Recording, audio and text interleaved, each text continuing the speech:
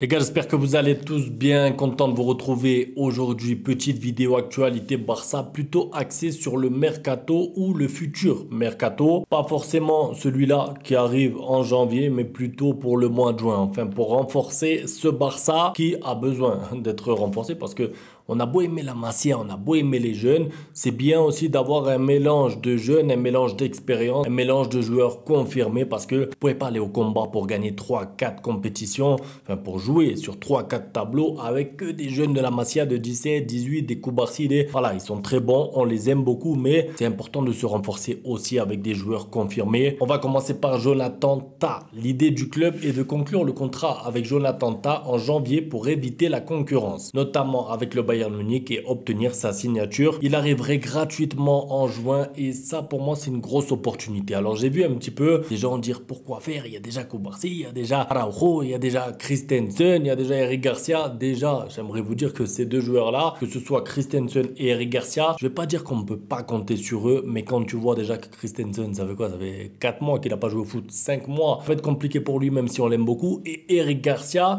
je sais pas pour vous, mais je trouve quand même que pour le poste de défenseur central pour le Barça, ça reste limité. Ça veut dire que il peut dépanner de temps en temps quelques matchs, mais c'est pas une garantie. Ça veut dire que quand il est titulaire, moi j'ai peur. Je me dis, est-ce que ça va aller? Est-ce que c'est suffisant? Et je pense que le Barça est un club qui mérite d'avoir 3-4 top défenseur central. Donc s'il y a Araujo, bon on va espérer qu'il revienne au top surtout. S'il y a Koubarsi qui continue de progresser et qu'à ça tu intègres soit Koundé qui bon vous le savez joue à droite mais peut aussi jouer dans l'axe et vous rajoutez Jonathan Tah plus Inigo Martinez qui peut dépanner un petit peu, là vous avez de quoi faire sur une saison entière. C'est-à-dire qu'il ne faut pas négliger le nombre de matchs qu'il y a maintenant, l'intensité des matchs, le nombre de compétitions. Je veux dire c'est important d'avoir des plans B et des plans C pour justement ne pas vous retrouver en difficulté à la moindre blessure, c'est-à-dire si Koubarsi se blesse, comment on fait? Au-delà de ça, moi, Jonathan Tah, je vais pas trop m'étaler sur lui parce que s'il vient au Barça, même si les rumeurs se confirment, je ferai une vidéo spéciale sur lui pour parler de son profil et tout. Globalement, j'aime beaucoup ce joueur parce que justement, je l'imagine facilement dans le Barça d'Hansi Flick. Je sais pas pour vous ceux qui le suivent là-bas en Bundesliga, mais pour moi, c'est vraiment un profil qui pourrait convenir parfaitement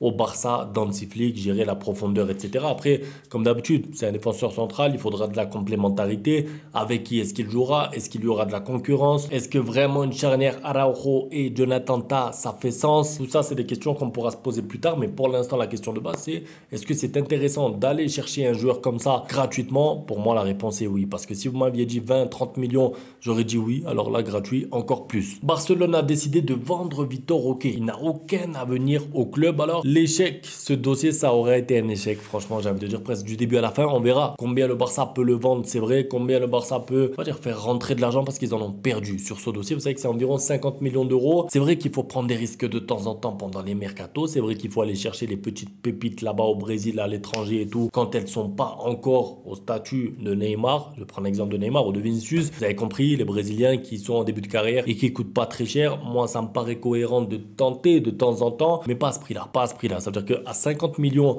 dans la situation dans laquelle était le Barça, parce que si le Barça avait plein d'argent, il pouvait se permettre de perdre 50 millions d'euros, je vous dis bon, c'est pas grave, c'est un dossier comme un autre, c'est un joueur qui est venu, ça n'a pas marché, il s'en va, mais là c'est 50 millions d'euros au moment où en plus sur le marché, il y avait 2-3 joueurs pour le même prix qui avaient un niveau, on va dire, stable, qu'on connaissait. Et attention, j'ai rien contre Vitor Roque parce que c'est pas de sa faute, d'accord? Lui, il a fait des sacrifices, il est venu là-bas du Brésil en Europe en plein mois de janvier, le pauvre chamboulé, il se retrouve sur le banc et tout.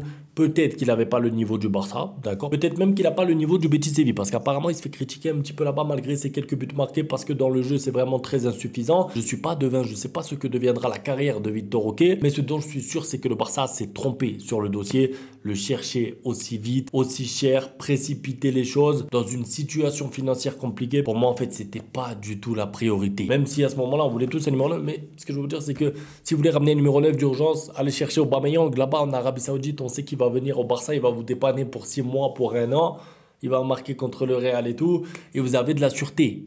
Là, vous allez chercher Vitor Roque, c'est un pari, d'accord, ça aurait pu marcher. Après, il y en a qui vont me dire, oui, mais s'il avait marqué des buts, il aurait pu coûter 100 millions. D'accord, je suis d'accord. Mais en fait, c'est trop risqué vu la situation du club. Si jamais le Barça avait les comptes sains, ça aurait été une bonne opportunité. Leroy Sané a des propositions de première ligue, mais il priorise le FC Barcelone. Alors, j'ai retenu ça parce que je voulais vous donner un peu mon avis concernant Leroy Sané. Moi, je vous mens pas, je suis pas pour du tout. Je suis pas pour parce que j'estime que le Barça a besoin de tueurs. Le Barça a besoin de joueurs vraiment cliniques. Si c'est pour avoir encore des joueurs qui ont 3, 4, 6 occasions et ne marquent pas, à la Dembélé. Dembélé, j'aime beaucoup aussi les dribbles, la vitesse et tout. Leroy Sané, pour moi, c'est Dembélé en moins bon. Ça veut dire que c'est un peu le même profil, dribbleur, il peut prendre la profondeur et tout, mais il n'est pas efficace devant le but. Combien d'occasions pour marquer pour Leroy Sané? Le dernier geste, c'est compliqué. Il a eu des petits problèmes aussi à un moment, je crois que c'était avec Sadio Mané. Pour moi, c'est pas important de le ramener après. Oui, s'il vient, qu'il accepte d'être sur le banc derrière Lamine Yamal ou derrière Rafinha, je vais vous dire, bon, ça peut être bien parce qu'en tant que remplaçant,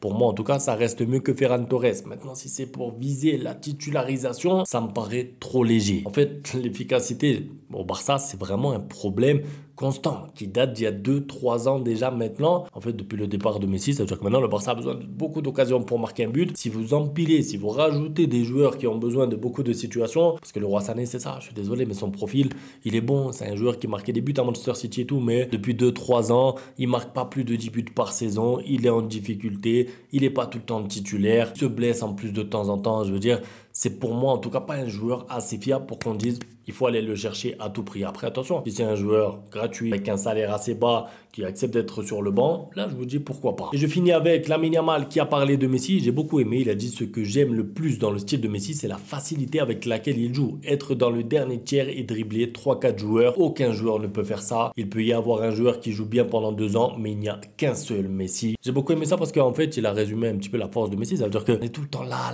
2025, bientôt. Bientôt 2025, on va être là encore les statistiques. Regardez Lewandowski, 25 buts. Regardez lui là-bas en Arabie Saoudite, 50 buts. Mais est-ce qu'en vrai, la force de Messi, ça n'a pas été ça? Ça n'a pas été de dribbler 3-4 joueurs par match, tous les matchs. C'est pas 2 ans, c'est pendant 12 ans. Alors peut-être un peu moins sur la fin de la carrière. Il y en a qui vont me dire, oui, mais sur la fin de la carrière, il dribble plus beaucoup. Bon, c'est possible, mais pendant 15 ans, allez, pendant 14 ans, c'était 3-4 joueurs dribblés par match minimum. Et comme le dit Lamine Yamal, c'est vrai, ça a été l'une des forces de Messi, la force de Messi même. Au-delà des passes décisives, au-delà des buts, au-delà de plein de qualités qu'a Messi, la force de dribble et la facilité avec laquelle il l'a fait, pour moi, c'est clairement la force de Messi. Et c'est pour ça que je suis content de voir de temps en temps, voilà, c'est Lamine Yamal, j'allais dire des légendes du foot. Pas encore bientôt pour Lamine Yamal, mais en tout cas, des fois, il y a des légendes du foot qui disent que la qualité numéro 1 de Messi, c'est ça. Ça veut dire que tu le regardes jouer, il est là, il dribble, il te régale, et on n'est pas là à compter les buts et les passes D, combien de doublés, oui, mais combien de buts contre le numéro 3. Voilà, tout ça, c'est secondaire. L'émotion que procure Messi, tout simplement, quand on regardait un match de football et quand on regarde un match. Parce que d'ailleurs, Miami va reprendre dans 2 mois, dans 1 mois et demi, 2 mois, et bien sûr qu'on sera là pour suivre ça. En tout cas, voilà, c'était pour revenir un petit peu sur les mots de Lamine Yamal. C'est tout pour la vidéo. C'était pour revenir en gros, en résumé sur les petits dossiers mercato qui avancent. N'hésitez pas à me dire votre avis. Jonathan Ta, qu'est-ce que vous en pensez? Est-ce que Leroy Sané pour vous c'est une bonne idée? Bon, moi je maintiens que non. Maintenant, essayez de me convaincre dans les commentaires si vous voulez. Je lirai tout ça. Un grand merci pour le soutien. À demain pour la suite. Ciao. Bang, bang, bang, bang, goodbye. Ustedes pueden aceptar mi negocio o aceptar las consecuencias. Plata o plomo.